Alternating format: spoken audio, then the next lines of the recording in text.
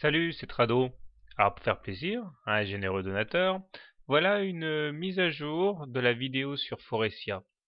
Forestia est, on va dire, officiellement sans tendance. Alors officiellement sans tendance, ça veut dire quoi? Ça veut dire plusieurs choses. D'abord, la moyenne mobile à 20 semaines ici est plate, légèrement décroissante même, et ceci depuis février 2010. Donc on est en train de se lever autour de la M20 sans jamais réussir à trouver une impulsion déterminante.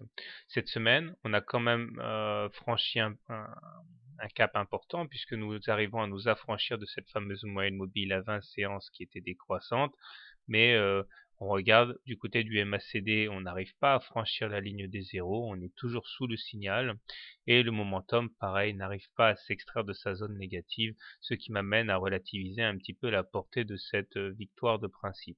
Le stochastique est certes mieux orienté puisque lui, il est clairement au-dessus de son signal et croissant, mais il ne pèse pas lourd par rapport aux autres éléments. En même temps, nous sommes graphiquement dans une situation qui n'est pas très favorable puisque nous sommes à l'intérieur d'un canal bleu légèrement décroissant dans lequel nous effectuons des rotations et on pourrait monter jusqu'à 16 sans pour autant remettre en cause ce canal baissier de tendance.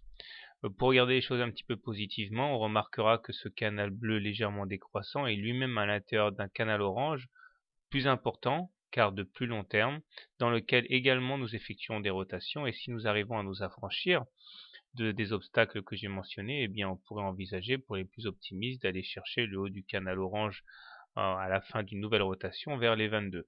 Mais on n'y est pas encore, d'autant que si on regarde, là nous avons une fourchette d'Andrews marron, ici, dont la médiane, c'est-à-dire l'objectif naturel, a déjà été rallié, et il est possible que ceux qui ont tradé cette fourchette d'Andrews en aient trouvé déjà pour leur argent et décident de descendre en, en cours de route.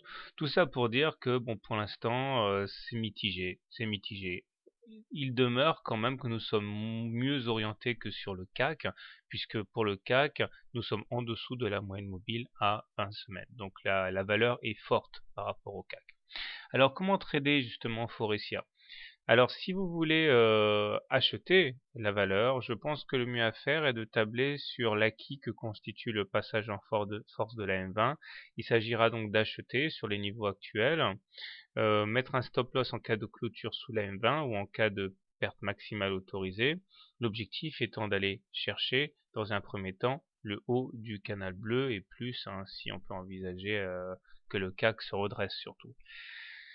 Si par contre vous préférez spéculer à la baisse sur Forestia, eh bien je pense que le plus intéressant ici est d'attendre un contact avec le haut du canal bleu et envisager donc dans un swing trading que on aille chercher le bas du canal orange et pourquoi pas le bas du canal bleu.